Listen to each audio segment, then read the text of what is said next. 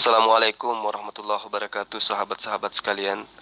Puji syukur senantiasa kita panjatkan kehadirat Allah Subhanahu wa taala, pencipta alam semesta, dan salawat serta taslim kita kirimkan kepada junjungan kita Rasulullah Muhammad SAW sebagai penutup para nabi.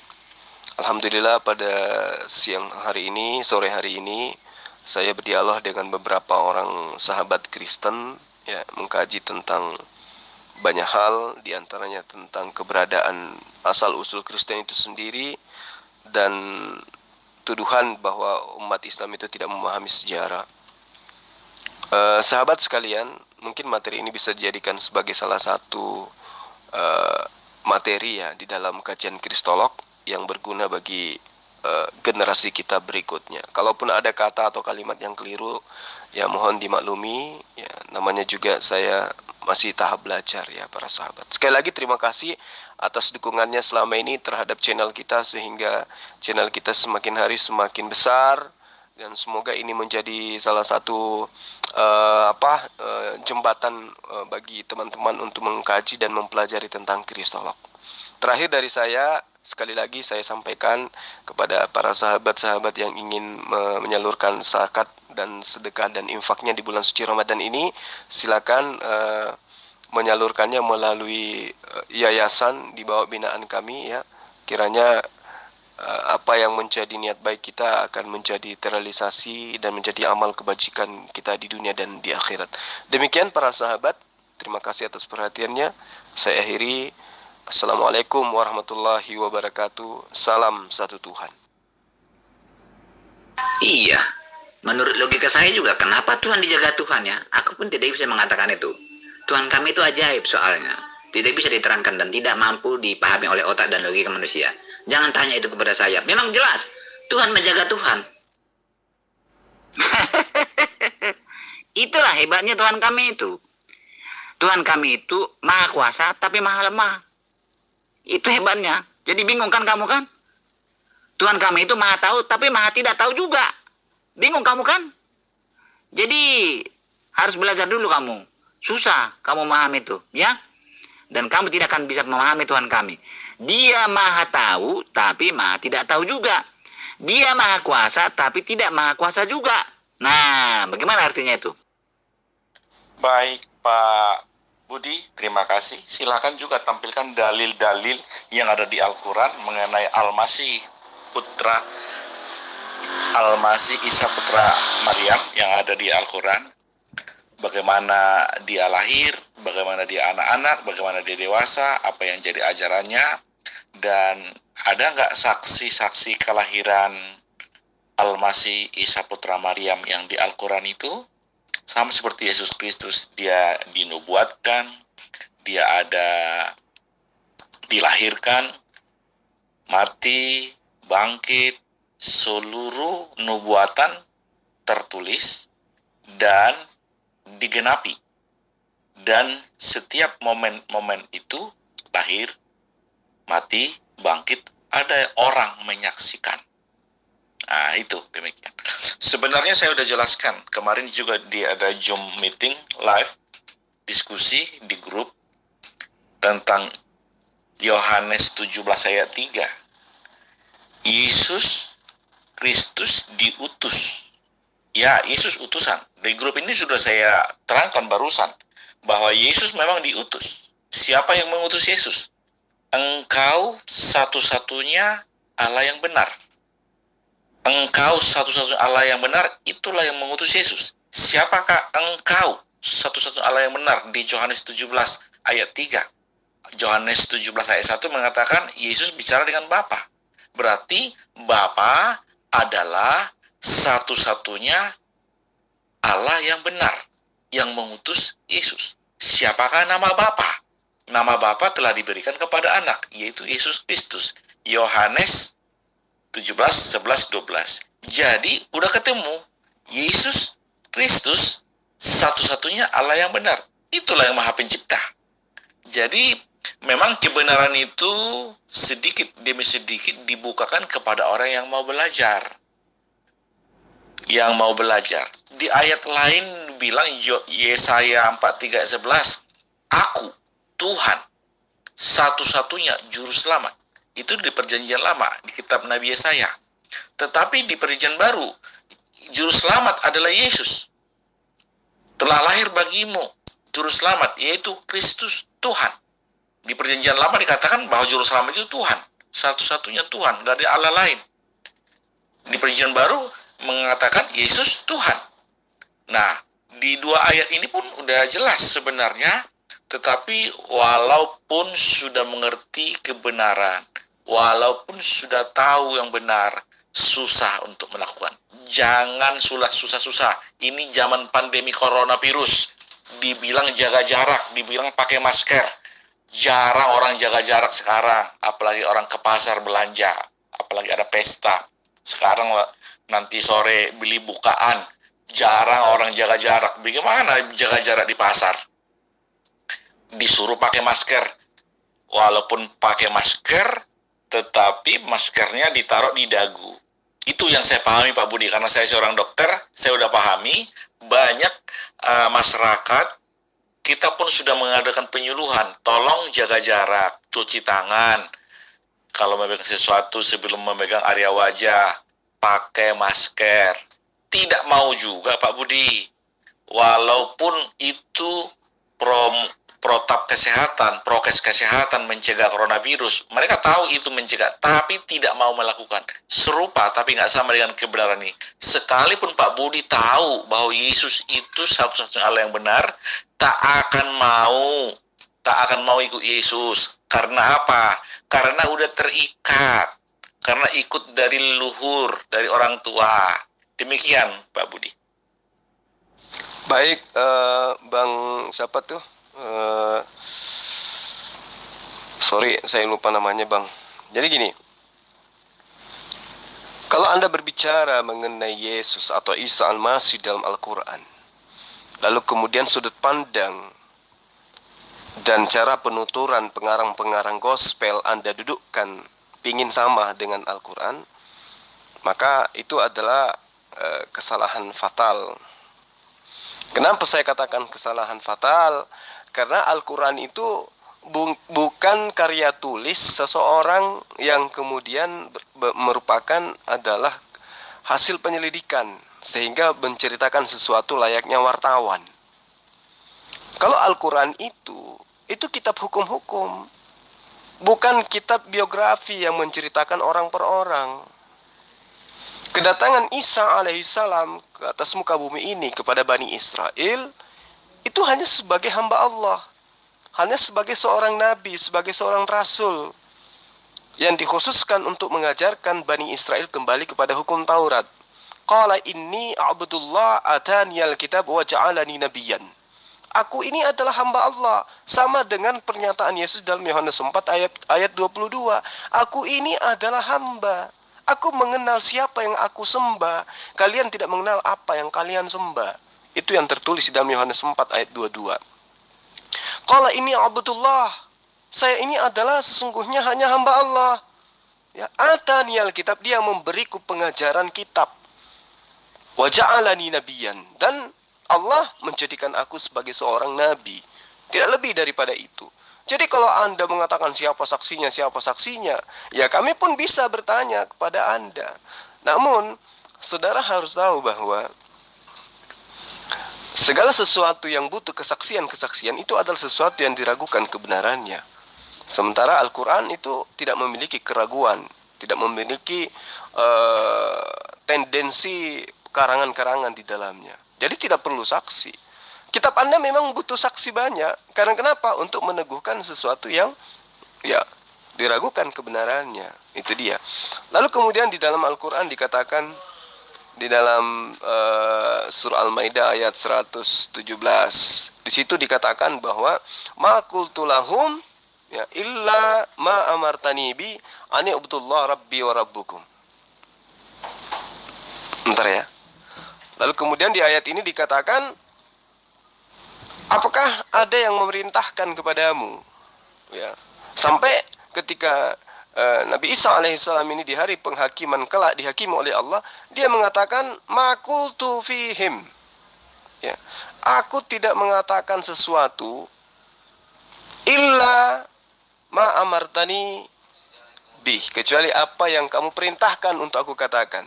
Ani ubudullah, sesungguhnya aku ini adalah hamba Allah. Sesungguhnya Allah itu adalah Rabbi wa Rabbukum, Tuhanku dan Tuhanmu. Itu pernyataan Nabi Isa alaihissalam di dalam Al-Quran. Jadi kalau Al-Quran sudah menerangkan seperti itu, seterang itu, Al-Quran tidak butuh saksi-saksi. Ya, karena tidak ada keraguan di dalamnya. Nah, lalu kemudian Anda mengatakan nubuatan-nubuatan. Lah, itu kan antara masa kitabnya Nabi Musa dengan kitabnya orang Kristen, itu kan ribuan tahun, Bang. Hampir 3.000 tahun. Dan pandai-pandaiannya, rumusan-rumusan bapak-bapak gereja pada awal mula itu mengarang-arang cerita, mencocok-cocokkan kitabnya orang, agama orang lain terhadap kitabnya orang Kristen. Islam tidak begitu, Al-Quran itu tidak begitu. Al-Quran itu menceritakan apa adanya, karena dia adalah wahyu Allah. Lain dengan kitab Anda. Apa yang tertuang di kitabnya Bani Israel dicocok-cocokkan kemudian. Ya, dan saya bisa buktikan itu, Bang. Silakan ditanggapi. Zulkifli Amabas, kenapa kau ketakutan kalau hadapi Stefanjiano? Hah? Kau ajak saya masuk Zoom, gitu kan? Kau rasa diri tuh punya akidahmu tinggi, gitu kan? Rasa diri cerdas, pintar. Kenapa kau gak angkat nelpon ketika saya nelpon? Hah? Kenapa kau ketakutan? Mungkin saya takut karena Anda itu ahli di dalam bahasa Ibrani dan bahasa Yunani. Bukan begitu? Jadi itu yang membuatmu ketakutan. Hah? Jadi kau ini sebenarnya nggak punya nyali, kehabisan argumen, nggak punya akidah. Cuman sosokan nantang orang ngajak masuk Zoom, tapi nggak punya akidah, gitu. Kalau memang kau tahu bahasa Ibrani, nah kau tentukan topiknya. Ketika saya telepon, kau angkat supaya kita masuk Zoom. Kok kamu di telepon ketakutan kau? Hah? Kenapa ketakutan? Kau itu biasanya besar-besar mulut gitu kan, koar-koar, rasa diri pintar, cerdas. Kenapa di telepon ketakutan? Sekarang gini, apakah Anda bisa membaca kitab Anda dalam original teks? Ini aja dulu. Kalau Anda bisa, berarti Anda punya dasar untuk mengatakan saya takut. Apakah Anda bisa membaca gospel dalam bahasa Yunani? Tolong dijawab. Kalau saya bisa berbahasa Ibrani dan bahasa Yunani, emang kenapa? Dan kalau saya tidak bisa berbahasa Yunani dan berbahasa Ibrani, emang kenapa? Apa masalahnya? Enggak, saya tidak perlu panjang lebar. Jawab aja dulu. Apakah Anda bisa membaca kitab Anda di dalam bahasa Yunani? Jawab. Kalau memang kamu tahu tentang Alkitab itu, pertanyaanmu tidak ngawur. Ya benar, Yesus itu adalah keturunan pezina. Anak haram sebetulnya Yesus itu. Keturunan anak haram. Kenapa? Karena memang di dunia ini tidak ada yang benar. Dengan siapa dia lahir? Mana ada manusia suci di dunia ini zaman Yesus lahir? Tidak ada. Jadi itulah sebabnya Yesus itu bergelimang dengan lumpur dosa, tapi dia tidak berdosa. Ya, kamu perlu paham. Contohlah,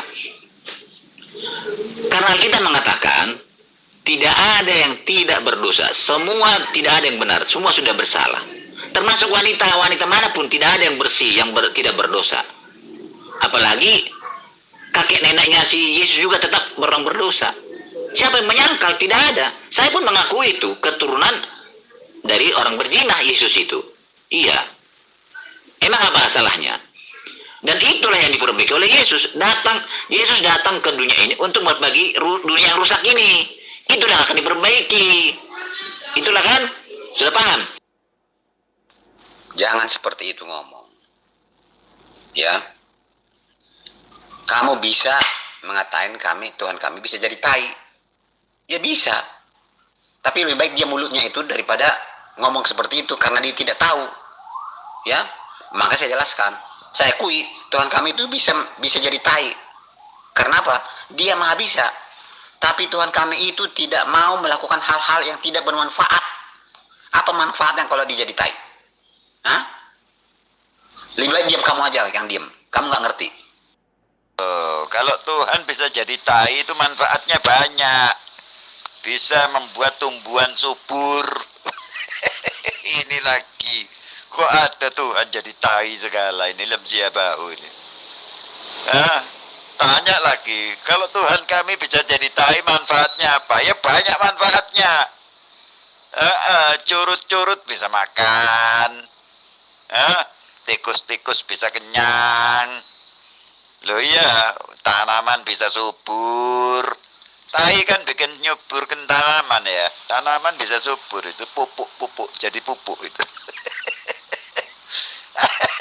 Ini juga ada apa ini? Diskusi Tuhan segala bisa jadi tai. Memang Yesus bisa jadi tai apa? Ini enggak karu-karuan diskusinya orang-orang ini. Termasuk lemsia bahu ini apa ini?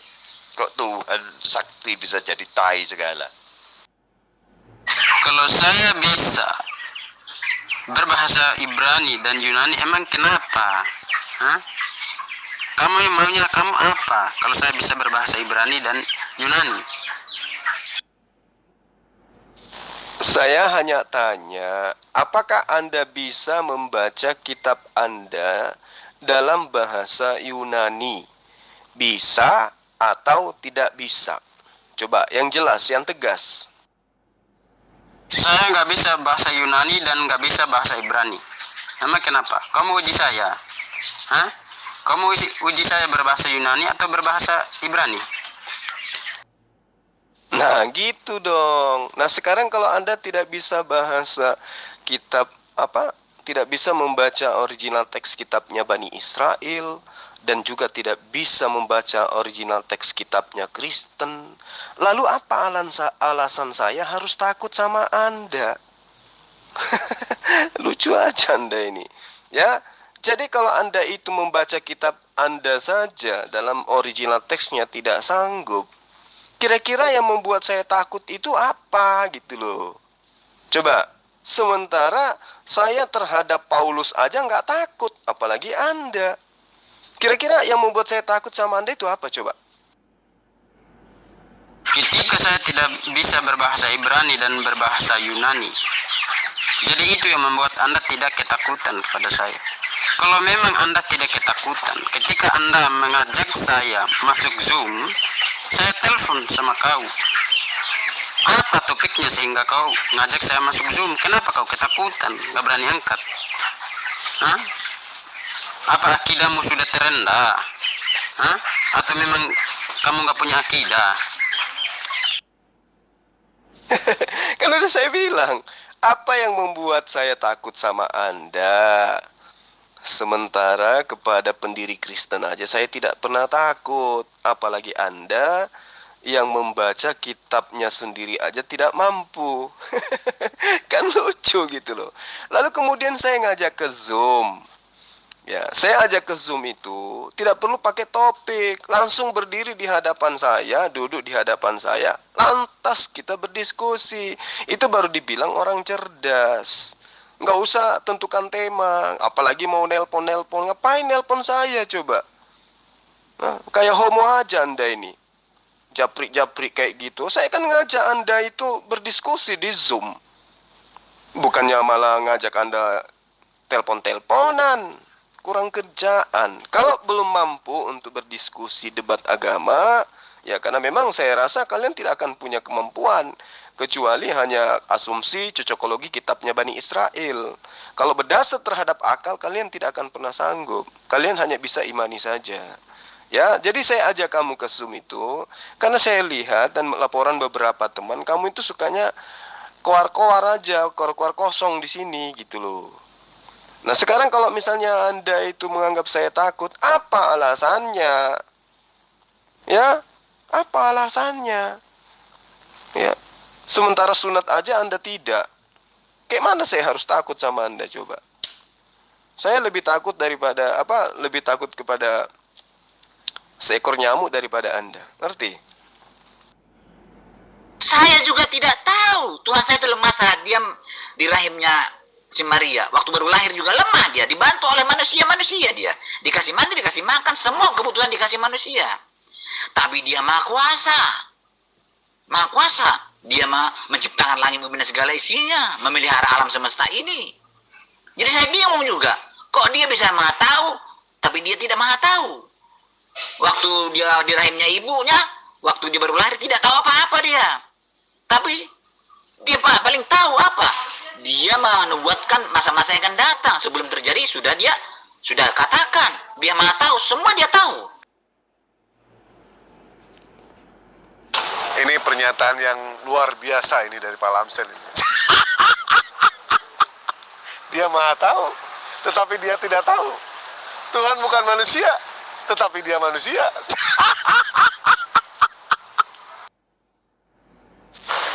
Itulah yang kepintaran mereka dengan berdalil pada bahasa. Padahal kita tidak. Yang penting kita mengerti apa yang kita sembah, kita mengerti siapa sesembahan kita, kita mengerti apa yang kita pahami. Begitu yang benar, bukan bahasanya kayak mana. Tuhan tidak melihat itu, Tuhan melihat hati. Ya, begitulah kalau hanya modal pacul. Kayak mana Anda bisa memahami ajaran yang sebenarnya kalau Anda tidak tahu original teks dari Yesusnya itu seperti apa? Tapi memang susah sih, karena kalian hanya imani aja.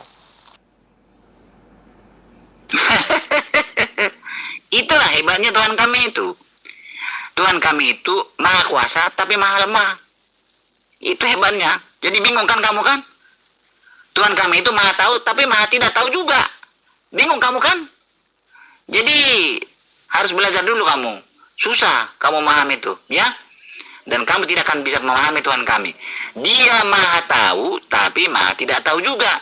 Dia maha kuasa tapi tidak maha kuasa juga. Nah, bagaimana artinya itu? Kalau kau tidak mampu tentukan topiknya dari sini, ya, artinya kau ini konyol. Hah? Konyol kau, punya rencana besar yang membahayakan saya. Ya, ketika nanti saya bongkar aib-aib dalilmu, kau mulai lapor. Oi, Stephen Jano penistaan agama, lapor Pak. Stephen Jano penistaan agama. Kalian itu kebiasaan cengeng kalian itu. Hah? Kelihatan kau ini laki kan? Nanti kalau udah dibongkar-bongkar aib dalilmu itu kan langsung kau jadi banci kau. Cengeng, lapor ke polsek, lapor ke polda gitu. Ya sudah, saya tentukan topiknya.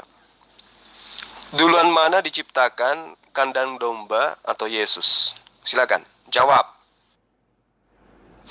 Karena kami sangat percaya kepada penterjemah-penterjemah kami. Mereka sudah disumpah dan mereka tuh berbagai macam bahasa, ahli-ahlinya. Bukan kayak you tidak bisa apa-apa, tapi sok mengerti. Itu harus diterjemahkan dalam berbentuk keahlian, karena itu bahasa asli yang sudah ribuan tahun. Paham Anda kan abad ke-7. Ya, bahasanya sudah jelas. Paham ya? Makanya pakai akal, Pak Ju. Masa zaman sekarang masih nggak punya akal sih? Pakai akal ya, supaya Anda cerdas. Ya sudah, imani aja itu. Ya, kalian sangat mengimani penerjemah-penerjemah, ya sudah. Itu derita Anda. Makanya muncul pertanyaan, dari mana Anda bisa mengetahui bahwa yang diterjemahkan itu seperti itu, sementara mereka menerjemahkan hanya dari terjemahan. Itu makanya aku bilang, susah berdialog dengan kalian karena kalian hanya umat terjemahan. Bukan Yesus yang salah sehingga dia tersalib. Maka hakim pun bingung, tidak menemukan kesalahan Yesus. Tetapi orang banyak menuntut supaya Yesus disalibkan. Sesungguhnya sayalah yang bersalah, dan sayalah yang patut disalibkan dan dihina, disiksa. Tetapi Yesus mengambil alih siksaan itu dan Saat beban yang berat itu dipikul oleh Yesus, karena saya tidak mampu memikulnya akibat kesalahan saya itu. Itulah baiknya Yesus kami itu. Iya, begini. Seharusnya saya yang terkutuk. Saya yang harus tersalib. Saya yang harus mati. Tapi itu dialihkan kepada Yesus. Yesus menerima kutukan, Yesus menerima kematian, Yesus menerima disalib. Tapi apa yang terjadi? Kutukan itu, kematian itu dikalahkan oleh Yesus. Buktinya apa? Dia bisa bangkit kembali. 3 hari kemudian dibangkit. Lalu naik ke surga. Jadi menang Yesus dalam hal itu. Yesus bisa mengalahkan kematian. Itu maksudnya itu. Duluan mana kandang domba diciptakan dengan Yesus? Kandang domba diciptakan, Yesus tidak diciptakan. Karena Yesuslah menciptakan kandang domba itu. Kalau Yesus sendiri tidak diciptakan. Bagaimana mungkin Anda mengatakan Yesus menciptakan kandang domba sementara dia dilahirkan kandang domba? Coba pakai akal dulu. Ayo. Domba itu apa? Kandang domba itu lebih duluan ada. Baru kemudian Yesus dilahirkan. Bagaimana Anda bisa mengatakan Yesus yang menciptakan kandang domba? Lucu Anda ini. Itu tanpa dijelaskan sudah sangat jelas Al-Ayyubi. Sudah sangat jelas Yesus diutus. Tapi walaupun dia diutus, bukan manusia biasa. Ya, diutus untuk apa? Untuk menyerahkan nyawanya menjadi keselamatan bagi banyak orang. Begitu ALB, itu sambungannya. Itu tanpa dijelaskan sudah jelas. Ya ALB, dia adalah utusan. Paham? Sudah paham. Jadi ayat itu ada sambungannya dengan ayat lain. Emang Yesus diutus untuk apa? Harus bertanya dulu. Diutus sebagai apa? Sebagai juru selamat.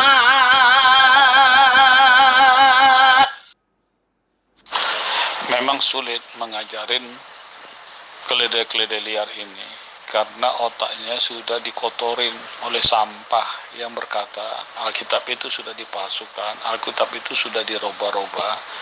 Itu yang mengakibatkan mereka tuh susah mengerti isi Alkitab karena udah isinya sampah, ya tidak mungkin hasilnya itu emas. Ya sampah, ya keluar sampah. Itulah dia umat-umat keledai liar. Kebalik, serigala susah diajarin. Kenapa? Karena serigala itu doktrinnya sangat kuat. Percaya aja terjemahan. Nggak usah tahu apa original teksnya seperti apa modelnya. Yang penting telan aja. Itulah serigala. Tadi yang merasa dan mengaku sebagai dokter tadi itu ya, siapa namanya? Marpaung itu. Kok hilang setelah dengarkan VN saya? Baru juga satu VN saya udah hilang dia. Padahal di Japri dia ngatakan mau diskusi dengan saya. Kok kabur? Yang ditinggal ini tinggal kerocok-kerocoknya aja yang nggak punya otak. Halo Dokter Marpaung, silakan keluar. Ya, tanggapi VN saya tadi. Kami tidak percaya aja. Kami penuh dengan bukti, ada saksinya. Anda malu kan? Kami ada bukti-bukti sejarahnya ada. Jangan Anda asal ngomong ya, Pak Jul. Anda kayaknya nggak terpelajar juga ya. Asal ngomong aja, asal mangap. Saksi apa? Lawang yang kamu baca itu hanya terjemahan. Bagaimana kamu bisa tahu yang sebenarnya seperti itu, sementara kamu nggak pernah lihat original teksnya kayak mana? Kitabmu diterjemahkan nanti di tahun 70-an. Original teksnya ya kalian nggak tahu. Ya modelnya hanya imani saja. Itulah kalian. Yesus bukan ciptaan, ya. Dia bukan ciptaan. Tapi karena dia maka segala sesuatu yang diciptakan ini ada. Artinya dialah pencipta. Kamu mengatakan Yesus diciptakan. Siapa menciptakan Yesus? Hah? Sedangkan Yesus sebelum dunia ada, dia sudah ada. Faktanya dia manusia. Apakah Tuhan itu manusia? Tentu bukan. Faktanya Yesus manusia, berarti dia ciptaan. Nah, lagi-lagi ini yang mau ngajak saya dialog. Pantas aja kamu takut masuk ke Zoom. Yesus bukan ciptaan, tapi faktanya dia manusia. Kamu pikir pencipta alam semesta itu manusia? Makanya saya tanya, duluan mana diciptakan, kandang domba atau Yesus? Ya, belajar lagi. Kekristenan itu disertai oleh fakta-fakta sejarah dan bukti-bukti sejarah. Sampai saat ini ada bukti-bukti, ada saksi-saksinya. Kalau Anda bagaimana, Jul?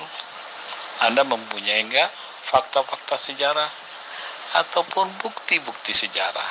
Silakan kalau punya. Fakta sejarah apa? Kalau ada fakta sejarah, Yerusalem saat ini sudah menjadi markas dan pusat kekristenan. Faktanya hanya ada di Roma, di Vatikan. Nah, berarti yang Anda katakan fakta-fakta itu ya hanya dari kitab terjemahan. Ya, kasihan sih. Kami percaya pada penterjemah kami. Mereka tuh ahli dalam bidang sejarah, ahli dalam bidang bahasa, ahli dalam bidang sastra, ahli dalam bidang purbakala. Kalau Anda, abad ke-7 kok. Kami lengkap dengan bukti-buktinya, kami lengkap dengan saksi-saksinya. Kalau Anda punya, bahasa aslinya punya. Tahu diri Anda, Jul. Ngomong punya orang, tapi punya sendiri tidak dicek. Anda lama-lama tidak punya ilmu kok. Iya, makanya saya katakan kalian itu adalah umat terjemahan. Karena percaya kepada penerjemah. Mau salah, mau tidak, yang penting percaya aja. Itulah kalian. Itulah kalian. Kalian katakan percaya. Buktinya direvisi setiap saat kitabmu. Jadi ya saudara Victor, perbanyaklah belajar ya. Mana tahu dengan banyak belajar Anda bisa sehat. Mantap bro, mantap. Kerjakan mereka terus bro. Ajar mereka. Ya, saling membantulah kalian sesama umat terjemahan. Nggak usah bilang mantap-mantap sementara teman kau itu udah tenggelam. Bantulah. Bro, Kristen itu memiliki fakta-fakta sejarah yang otentik bro. Contohnya naskah asli Alkitab masih ada sampai saat ini. Sehingga hari ini masih ada. Bahkan disiarkan depan publik. Nah terus naskah Islam mana? Katanya ditulis daripada kulit kambing, dari batu, dan juga tulang belulang binatang yang diwarisi daripada 4 sahabat Muhammad yang menulis Quranmu itu. Di mana sudah sekarang naskah asli Quranmu? Nah, situ saja kita bisa tahu. Nah, dari situ kita bisa tahu keotentikan fakta sejarahnya, kawan. Fakta sejarah apa yang otentik? Ngerti sejarah nggak? Kalau ngerti sejarah, berarti harusnya apa yang tertuang di dalam konsep iman Kristen itu pernah terjadi di Yerusalem. Dan kalau pernah terjadi di Yerusalem, maka Yerusalem itu menjadi pusat kekristenan. Faktanya tidak ada yang tahu itu tentang Yesus, tentang Kristen. Nggak ada yang kenal di sana. Apalagi kaitannya dengan sejarah. Kalau kita berbicara mengenai sejarah, berarti tidak terlepas daripada keturunan Maria, keturunan Nikodemus, keturunan Yusuf Arimatea, keturunan Petrus dan seterusnya. Tapi mana mereka keturunan-keturunan ini menjadi Kristen? Menjadi pendiri-pendiri Kristen mana? Gak ada. Jadi cerita Kristen itu munculnya di Roma sana, di barat. Ya, di Antioquia awal mulanya Kristen itu ada. Jadi kalau Anda berbicara mengenai sejarah di dalam kitab terjemahan maksudnya. Kalau itu iya, itu si kalian. Tapi sejarah yang sebenarnya itu nggak ada. Itulah kebodohan Anda. fakta sejarah yang menguasai Israel adalah orang Yahudi sekarang, bukan kekristenan, tetapi kekristenan ada di sana. Apa buktinya? Itu tembok ratapan itu sudah dikutuk oleh Tuhan Yesus. Anda paham? Itu salah satu fakta sejarah. Fakta sejarah apa? Tempat lahirnya Yesus ada di sana, di Bethlehem, bukan di bawah pohon kurma. Anda memalukan. Fakta sejarahnya Alkitab ada sampai hari ini. Fakta sejarahnya Taurat ada hari ini. Anda di mana? Anda nggak punya ilmu tentang itu, ya, memalukan, bakal menjijikkan, karena di otak Anda tuh sampah, yang keluar hanya sampah. Kalau kaitannya dengan sejarah Kristen itu, dan Kristen itu adalah sebuah rumusan konsep keagamaan, maka Yerusalem itu menjadi pusat kekristenan, bukan dipatikan. Ya, ngerti enggak kamu sejarah? Sejarah itu adalah sesuatu yang pernah terjadi. Ya, nah yang kamu katakan sejarah itu adalah apa yang dituangkan di kitab terjemahan kamu. Contoh, di dalam konsep iman Kristen, Yesus itu bangkit, mati, bangkit pada hari ketiga. Di mana terjadi? Kitabmu mengatakan di Yerusalem. Orang Yerusalem jangan di abad sekarang. Abad pertama ada nggak mereka mengimani konsep seperti itu? Nggak ada. Kalau ada, mana keturunan murid-murid Yesus yang melanggengkan konsep tatanan bahwa Yesus yang Tuhan itu mati bangkit pada hari ketiga? Mana?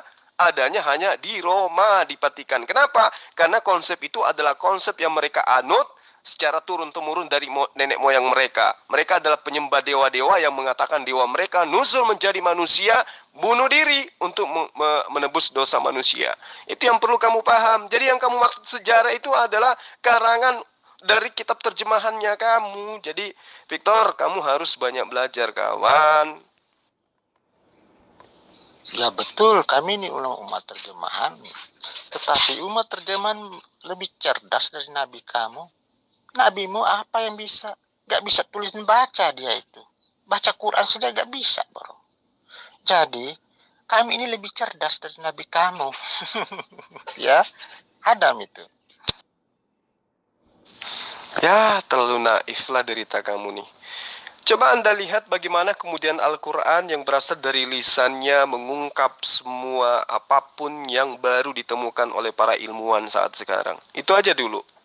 Ya, sementara di kitabmu ya hanya sampai pada level mengajarkan bakar roti di atas jelai tai kering. Itu aja yang kamu bisa, yang kitabmu bisa. Kan kasihan. Halo bro, kalau cerita pasal sejarah ini dengan saya ahlinya, ya usah kemana-mana. Yerusalem itu adalah tempat ataupun kota kuno yang ditakluki oleh Kristen zaman Yesus dahulu. Yerusalem adalah tempat Yesus mengajarkan ajarannya di situ. Sedangkan Islam kapan muncul? Jadi kita ambil logika sejarahnya. Siapa yang penakluk sebenarnya Yerusalem itu? Islam atau Kristen? Itu saja, simple. Kita bicara yang gampang-gampang dulu. Iya, anak SD juga tahu. Yesus itu mengajarkan ajarannya di situ, nggak kemana-mana. Bagaimana dengan Kristen? Nah, ini yang perlu kamu pahami. Bagaimana kemudian ajaran pagan Romawi, di antaranya ada penyebutan Fortuna dan juga Jupiter, ada Horus, Atis dan seterusnya. Ini adalah adopsian daripada pengajaran Hinduisme kuno. Ya, itu yang perlu kamu pahami dengan baik. Lalu, kalau kita melihat sejarah ya, ditemukannya berbagai macam ajaran pagan seperti di Yunani, Cina, Jepang, Tibet. Ya, bagaimana kemudian adat pemujaan terhadap Dewi Madonna jauh sebelum Yesus lahir, sampai bahkan ke abad keempat dan kelima Masehi. Ketika dunia pagan penyembah banyak dewa, ya, lebih dari satu dewa, Trinitas dan seterusnya, Trimurti dan seterusnya. Romawi menerima agama baru kemudian yang disebut dengan Kristen. Itu fakta sejarah. Ya, Kristen dengan membawa adat dan kepercayaan pagan yang lama, yang sama seperti mereka anut. Dalam hal ini, Jupiter, raja para dewa Romawi dan tuan dari kehidupan dan kematian bagi orang-orang Yunani, bapaknya adalah dewa Zeus. Disebut sebagai orang yang memperkenalkan agama pagan sebagai agama baru bagi mereka. Nah, ini yang perlu kamu paham. Jadi, dari dari apa yang kemudian Anda amalkan, menyembah kepada manusia bernama Yesus yang adalah anak dewa, kemudian merayakan Natal tanggal 25 sebagai hari matahari, itulah pembuktiannya. Sejarah yang tidak bisa kamu pungkiri kebenarannya.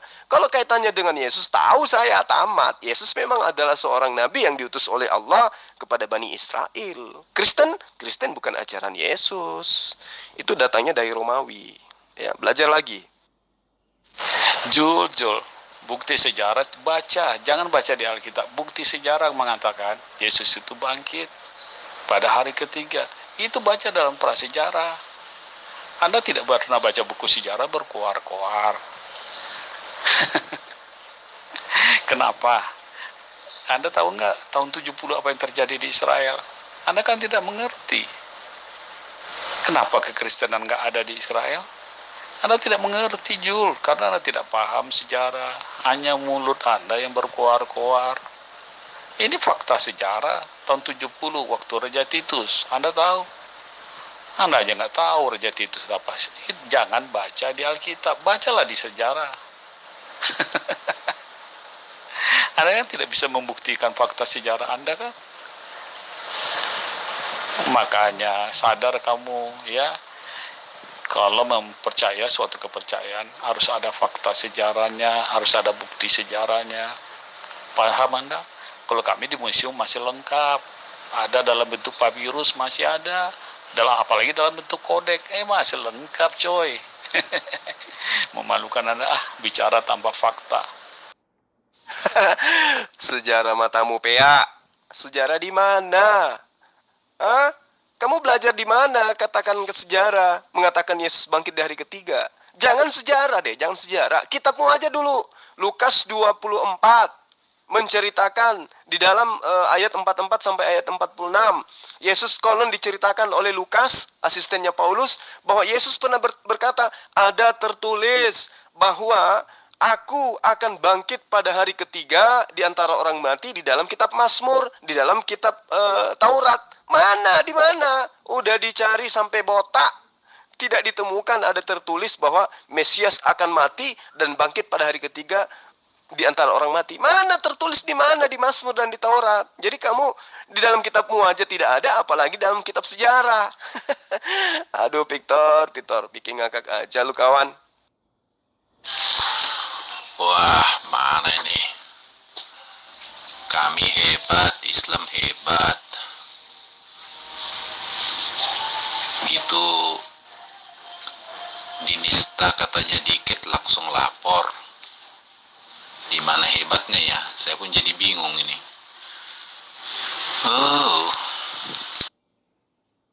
Oh, kalau itu Anda harus belajar lagi. Orang yang menistakan agama, ketika dibiarkan, ujung-ujungnya akan menjadi pertumpahan darah. Ya, agamamu dinista, kamu nggak mungkin diam. Begitu juga agama Islam dinista, orang Islam tidak mungkin diam. Nah, supaya tidak ada perpecahan di antara anak bangsa, orang-orang yang melakukan penistaan harus dilaporkan supaya yang lain tidak ngikutin gitu. Ya, oleh karena itulah kemudian Anda semua sahabat-sahabat Kristen harus banyak belajar. Sampaikan kebenaran agamamu dengan cara yang baik dan terima sanggahannya orang karena orang lebih paham agamamu daripada kalian dengan baik. Begitu juga sebaliknya, umat Islam kudu wajib meluruskan pemahaman-pemahaman orang Kristen yang jangankan paham Al-Quran, membaca original teks kitab mereka aja tidak sanggup. Jadi keberadaan saya misalnya dengan teman-teman muslim yang ada di sini itu membantu kalian, menolong kalian untuk memahami kebenaran itu. Jadi bukan sisi benar atau tidak benarnya sesuatu dinilai dari sisi melapor ke polisi ataupun tidak. Maling ayam kudu wajib dilaporkan. Pembunuh kudu wajib dilaporkan. Jangan dibiarkan. Kenapa? Pembunuh ketika dibiarkan maka akan merajalela membunuh orang lain. Begitu juga penghujat, penista. Paham ya sampai di sini? Jadi kalau Anda ingin belajar silakan Anda tanggapi VN saya. Insya Allah saya akan bantu menguraikan, membantu memahamkan kepada Anda. Yesus itu apa sih sebenarnya? Menurut Yesus, bukan menurut Kristen. Ya, semoga Anda bisa pahami apa yang saya katakan ini. Oh, tentang ajaran pagan Yunani untuk apa kau cerita kepada saya? Sedangkan itu yang kamu bilang itu seperti Romawi. Ajaran Romawi saja kita sudah tahu bahwa mereka itu pembenci Yesus sehingga Yesus disalib di tahun zamannya Kaisar Romawi. Ya, nah di situ kita sudah tahu bahwa Yesus sendiri dia adopsi kematiannya di tangan Romawi, di bawah laskar Romawi, Kaisar Romawi. Nah di sini kita tahu daripada ulah-ulah daripada orang-orang Farisi yang menghabiskan Yesus saat itu. Nah, tapi sebelum Kaisar Romawi menjatuhkan vonis mati kepada Yesus, Yesus mengajarkannya di tempatnya di dalam daerah Yerusalem. Nah, ini yang kita mau tanya ini tentang ajaran Yesus. Sedangkan Kristen itu di bawah naungan Yesus. Kristen itu artinya dalam bahasa Indonesia disebut sebagai pengikut Yesus. Dan pengertian dalam Kristen atau dalam bahasa Yunani, Kristus adalah pengikut Yesus. Nah, kamu ternyata gagal sejarah di sini, kawan. Jadi jangan sok-sokan, bro. Kita belajar dari sejarah, bukan asal main asumsi. Coba kamu cek apa arti Kristen dalam bahasa Yunani. Itu saja, bro. Justru itulah cikal bakal muasalnya. Karena kamu mengatakan Yesus itu dibunuh. Nah, itu untuk menyamakan konsep penyembahan terhadap dewa-dewa mereka. Dewa-dewa mereka itu diketengarai oleh mereka, dipercayai oleh mereka. Ada yang nusul menjadi manusia, dibunuh oleh manusia untuk menebus dosa manusia. Ini yang kemudian diajarkan kepada Kristen, yang sebenarnya tidak terjadi pada diri Yesus. Jadi Kristen itu berasal dari situ. Ya, jadi pada masa Romawi kuno, ajaran pagan tumbuh dan berkembang pesat sebagai sebuah sistem kepercayaan yang banyak dianut. Tumbuh dan berkembangnya agama pagan dalam peradaban bangsa Romawi itu tidak terlepas dari pengaruh Konstantin yang memerintah Romawi pada saat itu. Dan itu wilayah kekuasaannya sampai kepada tanah Yudea, sampai kepada tanah Yerusalem, di mana Yesus ada di sana, memperlihatkan mujizat-mujizat, sehingga mata mereka itu terbelalak. Oh, dewa kita ternyata pernah datang ke Yerusalem, namanya Yesus, pernah membangkitkan orang mati, dan pernah bangkit dari kematian. Itu yang dijajakan buat kalian dari barat. Makanya kalau Anda mau mencari titik benang merahnya agama Anda, itu akan sampai ke Roma. Karena memang asalnya di sana, nggak nyambung ke Yerusalem, ke Timur Tengah, nggak nyambung. Ya, itu yang perlu Anda pahami, supaya jangan terlalu lama tersesatkan.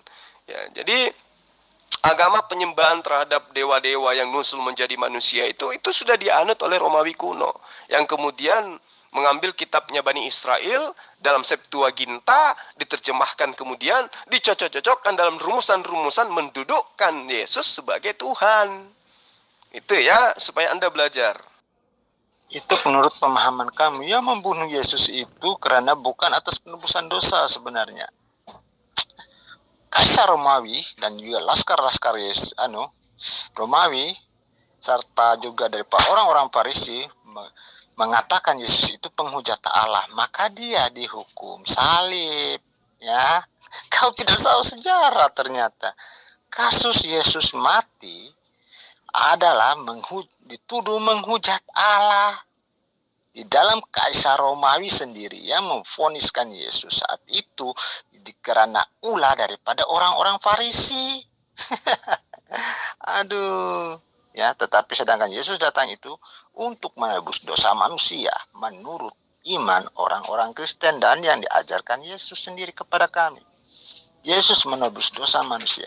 Hal ini sangat-sangat masuk akal karena Allah itu maha kasih, maha pengasih. Maka Allah bisa memberikan, menjadi dirinya ditumbal untuk penyelamatan manusia. Bukan kebalik, bro. Bukan kebalik seperti dalam surah Sad 82 ataupun surah Al-Imran ayat 54. Allah malah menjadi penipu ulung terlihai. Bahkan sanggup bersekongkol dengan setan untuk menyesatkan manusia. Menurut ayat itu, bro. Ini ayat-ayat Quran kamu. Saya bukan menghujat, bro. Tapi ini ayat Quran kamu yang saya jelaskan kembali. Dalam Sad 82. Betul. Orang-orang Farisi, orang ahli Torah, imam-imam pada saat itu, para rabi menganggap Yesus itu menghujat karena Yesus mengatakan dirinya adalah Allah. Tetapi Anda sebagai orang yang hidup di zaman sekarang, orang yang hidup di era digital, orang yang sudah mengenal peradaban, bisa menundukkan akal sebagai cerminan kepribadian dan filter menerima kebenaran. Seharusnya, sejatinya Anda menjadikan kitab Anda itu sebagai barometer kebenaran daripada tuduhan dan klarifikasi Yesus terhadap sanggahan kesalahpahaman orang-orang Farisi dan orang Romawi, orang ahli Torah pada saat itu. Coba Anda buka kitab Yohanes 10. Ya, itu kitab Anda. Baca ayat 34, 35 sampai 36. Bagaimana kemudian dengan menghibah Yesus klarifikasi tentang tuduhannya orang Israel kepada dia. Bukankah di dalam kitab Tauratmu dikatakan siapapun yang diserahi tugas untuk menyampaikan firman, maka dia adalah Allah. Dan ketentuan Allah itu tidak bisa dibatalkan, kata Yesus. Ya, karena itulah Yesus mengaku sebagai Allah, karena dia adalah penyampai firman. Apa buktinya? Yohanes 17 ayat 8. Segala firman yang engkau berikan kepadaku telah aku sampaikan kepada mereka, dan mereka percaya bahwa engkaulah yang telah mengutus aku. Yohanes 5 ayat 30, apa kata Yesus? Aku tidak berkata-kata dari diriku sendiri. Apa yang aku katakan adalah apa yang diperintahkan oleh Tuhanku untuk aku katakan dan aku sampaikan. Jadi ketika Yesus mengatakan akulah Alfa dan Omega, itu adalah perkataan Allah yang diperintahkan oleh Allah untuk ia sampaikan. Bahwa yang Alfa dan Omega itu bukan Yesus, dia hanya penyampai firman. Ya, karena itulah kawan, belajar lagi. Belajar dan belajar. Kenapa? Jangan pernah Anda berhenti belajar sampai Anda menjadi seorang Muslim. Kenapa? Karena pengikut Yesus itu wajib hukumnya menjadi Muslim. Karena Yesus sendiri adalah Muslim yang taat. Ngerti? Nah, tahu pun kamu bahwa Yesus itu mati karena dituduh penghujat Allah. Nah, terus apa kaitannya dengan kau tuduh lagi tentang konsep penyembah dewa-dewa? Aneh kali, kau sudah berlepotan di sini. Kau sudah berlepotan. Katanya pakar sejarah. Sejarah apa yang kau miliki ini berlepotan? Kematian Yesusnya kau tidak tahu ternyata. Dia samakan dengan dewa-dewa. Penyembahan dewa-dewa siapa maksudnya? Dewa matahari? Atau dewa apa? Aneh kau ini. Aneh betul. Nah, saya belum final menyampaikan kebenaran itu kepada Anda. Saya hanya menyangga tuduhan-tuduhan Anda yang tidak benar terhadap Yesus. Yang saya maksud Yohanes 5 ayat 30 tadi adalah Yohanes 12 ayat 49. Sorry, saya khilaf di situ. Nah, jadi Yesus itu tidak bisa berkata-kata dari dirinya sendiri sehingga dia pingin dibunuh karena dikatakan oleh orang-orang Yahudi menyetarakan dirinya dengan Allah. Bukan menyatakan dirinya adalah Allah, tapi menyetarakan. Pahami di situ. Jadi orang Yahudi menganggap Yesus menyetarakan, bukan menganggap Yesus itu mengakui dirinya Allah. Ngerti sampai sana ya? Lalu kemudian kaitannya tentang Yesus yang dibunuh oleh orang-orang pada saat itu. Kami sudah sangat sederhana menyampaikan kepada sahabat Kristen bahwa yang dibunuh itu adalah orang yang diserupakan dengan Yesus. Pembuktiannya jelas. Ya. Mau berbicara mengenai nubuatan keselamatan Yesus dari kecelakaan, Anda boleh baca Mazmur 91 ayat 1 sampai ayat 16. Berbicara mengenai Yesus yang ditangkap itu adalah anak Maria, Anda boleh berbicara, Anda boleh bertanya tentang apa yang dituangkan kemudian kitab Anda tentang orang yang bernama Yesus Barabas. Barabas itu bahasa Yunani artinya bar, putra, ya. Abbas itu bapak. Artinya Yesus Barabas itu adalah Yesus putra bapak. Nah, siapa dia ini? Dia adalah orang yang disebut sebagai penjahat nasionalis yang dikejar-kejar oleh tentara Romawi. Kemudian bagaimana Pilatus? Bagaimana Herodes? Ya, mengatakan kepada Bani Israel, aku tidak menemukan kesalahan sedikit pun terhadap Yesus. Kenapa kalian ingin memerintahkan kami untuk menghakiminya? Tapi orang-orang Yahudi, orang-orang Israel pada saat itu mengatakan, dia harus dibunuh karena dia telah menyetarakan dirinya dengan Allah. Padahal Yesus sudah klarifikasi gitu loh. Nah, apakah Al-Quran mengatakan bahwa tidak ada yang dibunuh? Ada yang dibunuh, ada yang disalib, tapi bukan Nabi Isa alaihissalam. Nah, kalaupun ada pembunuhan itu terjadi, lalu kemudian konsepnya disamakan dengan konsep pagan Romawi Yunani, yaitu derita Anda. Yang terpenting adalah baca kitab Anda di dalam Ibrani 5 ayat 7. Sebagai manusia, ya, Yesus itu sebagai manusia, bukan sebagai hewan, bukan sebagai tumbuhan, bukan sebagai malaikat, apalagi sebagai Tuhan. Dia memohon doa kepada Tuhannya agar diselamatkan dari maut. Dan atas kesalehannya doanya dikabulkan, berarti dia diselamatkan dari maut. Dia tidak dimatikan, dia tidak dibunuh, maka dia diangkat ke langit. Bukan diangkat ke sorga, diangkat ke langit oleh Allah. Diselamatkan dari kekejaman orang-orang pada masa itu. Nah, dari mana kemudian gelombang Kristen ini? Dari arus penganut daripada Romawi Yunani yang memang sudah mengajarkan menyembah dewa-dewa yang nuzul menjadi manusia, yang mati dibunuh untuk menebus dosa manusia. Konsep itu siapa yang ngajarin? Apakah Yesus? Bukan. Yang ngajarin itu adalah Paulus in the gang. Dan itulah makanya saya katakan, kalian bukan pengikut Yesus, tapi pengikut Paulus. Halo Dang Suma, Anda panjang lebar berbicara, tetapi Anda tidak paham Yesus itu firman atau bukan. Ya, jika Anda mengerti, ya saya ulangi, jika Anda mengerti keimanan Kristen bahwa Yesus adalah firman, ya, maka apa yang Yesus sampaikan itu adalah kebenaran. Ya, karena firman. Ya, bukan karena dirinya itu yang manusia itu. Ya, Anda paham?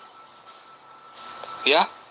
Sama seperti jika saya mengatakan kepada Anda, ya, apakah Muhammad ya menyampaikan firman kepada Anda? Apakah Muhammad itu adalah firman? Oh, tidak. Ya. Muhammad itu adalah orang ketiga. Ya. Orang kedua adalah Jibril. Ya. Apakah Jibril sang firman? Oh, tidak. Jibril juga bukan firman. Ya, itu yang Anda tidak paham. Cuma ya, Anda harus mengerti firman itu apa. Ya. Jadi, Anda tidak berhak mengganggu gugat ya keimanan Kristen tentang firman.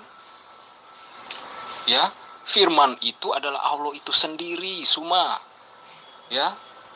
Ketika firman itu berkata atau berbicara, disampaikan, siapa yang menyampaikan? Itu yang Anda tidak paham. Yesus adalah firman. Ya, itu dulu yang harus Anda pahami. Sehingga Anda bisa menguraikan ya sesuai dengan iman kekristenan yang benar. Ya. Itu yang saya sarankan kepada Anda, Suma. Ya, silakan Anda mengatakan saya tidak paham. Justru Andalah yang kelihatannya nyata di depan mata saya tidak paham. Apa itu firman? Apa itu Yesus? Anda hanya mengakal-akali iman Anda, mencintai konsep agama Anda berdasarkan himne Plato, filsafat Yunani. Ya. Pada mulanya adalah firman. Firman itu adalah bersama-sama dengan Allah. Firman itu adalah Allah. Itu firman Tuhan? Bukan. Sabda Yesus juga bukan. Tapi itu adalah filsafat Yunani. Nah, sekarang Anda harus mengerti. Firman itu apa? Firman itu adalah perkataan. Yesus itu apa? Yesus itu adalah manusia. Nah, apakah Yesus perkataan? Bukan. Apakah Yesus itu adalah manusia? Iya. Jadi, Yesus itu adalah perkataan Tuhan yang kemudian ya, nuzul menjadi apa yang Tuhan kehendaki. Ulangan atau bilangan, Yesaya 55 ayat 11. Apa yang keluar dari mulutku tidak akan kembali dengan sia-sia sebelum apa yang kuucapkan itu terkabul, tercipta, menjadi seperti apa yang kuinginkan. Itu kitabnya Bani Israel. Jadi Yesus itu berasal dari firman, berasal dari perkataan. Sama dengan matahari, pada mulanya adalah firman. Alam semesta ini pada mulanya adalah firman. Anda sendiri pada mulanya adalah firman. Apa itu firman? Perkataan. Selain perkataan, didefinisikan apa firman itu? Kehendak, keinginan, ide, gagasan Tuhan. Nah, ketika Yesus dikatakan pada mulanya adalah firman, betul. Malaikat Gabriel datang kepada Maria menyampaikan, Maria, kamu akan hamil. Kamu akan melahirkan seorang anak bernama Yesus. Lalu apa yang terjadi kemudian? Tercipta. Tidak gagal firman Allah itu. Maria seketika hamil melahirkan seorang anak bernama Yesus. Maka Yesus dikatakan pada mulanya adalah firman. Ya, jadi Anda harus belajar lagi ya, sahabat saya.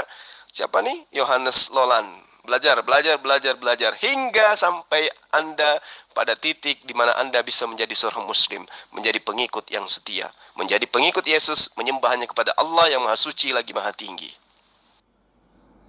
Oke, sahabat-sahabat Kristen yang ada di sini ya.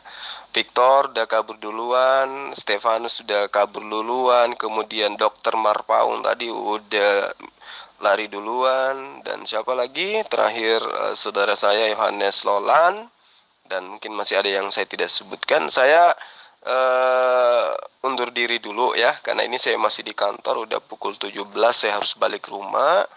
Jadi saya hanya ingin kasih kesimpulan gini kepada sahabat semua. Nabi Isa yang kalian tuhankan itu di dalam Al-Quran surah Al-Ma'idah ayat 117 dikatakan gini, Ma qultu lahum illa ma amartani bi ani ubdullah rabbi wa rabbukum. Aku tidak pernah mengatakan kepada mereka Bani Israel, apalagi luar Bani Israel, apa yang engkau perintahkan kepadaku untuk mengatakannya, kecuali apa yang engkau perintahkan kepadaku. Di situ ada kata illa. Ya, dikatakan, Maqultu lahum, aku tidak berkata-kata apapun terhadap mereka Bani Israel, illa kecuali ma amartani bi, apa yang kamu perintahkan kepadaku untuk aku katakan. Itu pernyataan Yesus. Lalu dikatakan, ani abudullah, sesungguhnya sembahlah Allah. Sesungguhnya sembahlah Allah. Ya. Rabbi, Tuhanku, wa rabbukum, Tuhanmu. Wa kuntu alaihim syahida ma dumtu fikum, dan aku menjadi saksi terhadap mereka selama aku berada di tengah-tengah mereka. Falamma, maka tatkala ya, tawaffaitani, engkau mewafatkan aku, kunta anta raqiba alaihim, engkau lah yang mengawasi mereka, wa anta ala kulli syai'in syahida, dan engkaulah yang maha menyaksikan atas segala sesuatu. Jadi Yesus itu mengajarkan bagaimana kemudian Bani Israel, bukan orang Kristen, mengetahui bahwa Yesus itu mengajarkan sembahlah Allah Tuhanku dan Tuhanmu. Makanya dikatakan di dalam Yohanes 12 ayat 49, aku tidak berkata-kata dari diriku sendiri. Apa yang aku katakan adalah apa yang diperintahkan kepada aku untuk aku katakan. Makanya dikatakan di dalam Al-Quran, ma qultu lahum illa ma'artani bi ani ubudullah rabbi wa rabbukum. Ma qultu lahum illa ma amartani bi ani ubudullah rabbi wa rabbukum. Itu pernyataan Yesus yang sangat jelas, rabbi wa rabbakum, ya, agar dipahami. Lalu kemudian di ayat lain Yesus menerangkan lebih jauh tentang dirinya. Wa iz qala Allahu ya Isa bin Maryam anta qulta linnas, apakah ada engkau mengatakan kepada manusia, wahai Isa putra Maryam, ya, anta qulta linnas attakhizuni, sembahlah aku, wa ummi, dan ibuku, ilahaini min dunillah, ya, selain daripada Allah, jadikanlah aku dan ibuku Tuhan selain daripada Allah. Qala subhanaka ma yakunu li an aqula ma laysa li bihaqqa. Kata Yesus, maha suci engkau, tidaklah patut aku mengatakan apa yang bukan hakku mengatakannya. Nah, itu pernyataan Yesus. Jadi tuduhan-tuduhan orang Kristen bahwa Yesus itu adalah Tuhan dan seterusnya, itu adalah mimpi, bualan. Makanya Al-Quran itu datang meluruskan kemudian ajaran yang disesatkan oleh orang-orang terdahulu terhadap Nabi Allah. Ya, terakhir saya katakan bahwa Yesus yang kalian sembah, di dalam kitab kami mengajarkan, qala inni abdullah, ya, qala inni Abdullah atani al-kitab wa ja'alani nabiyan. Sesungguhnya aku ini yang kalian sembah wahai orang Kristen adalah hamba Allah, sesuai yang tertulis di dalam Yohanes 4 ayat 22. Allah memberiku Alkitab sesuai apa yang tertuang di dalam Yohanes 17 ayat 8. Dan dia menjadikan aku seorang nabi, sebagaimana yang tertuang di dalam kitab Matius. Aku ini adalah nabi. Seorang nabi tidak dihargai di tempat asalnya. Jadi seperti itu ya. Sementara para sahabat Kristen, saya berharap kalian bisa belajar lebih tajam lagi untuk memahami poin-poin pengajaran Nabi Isa atau Yesus dalam kitab kalian, supaya kalian tercerahkan dan bisa menjadi pengikut Yesus, yaitu menjadi seorang Muslim, karena sesungguhnya Yesus mengajarkan dirinya menjadi Muslim yang taat kepada Allah, yang maha suci lagi maha tinggi. Demikian untuk sementara sahabat sekalian. Kalau ada yang mau lanjut sebentar malam, nanti saya kirim link Zoom-nya di sini, kita dialog santai di Zoom supaya bisa lebih praktis dan bisa lebih leluasa menjabarkan segala sesuatunya. Demikian saya pamit, yang saya akhiri. Assalamualaikum warahmatullahi wabarakatuh. Salam satu Tuhan.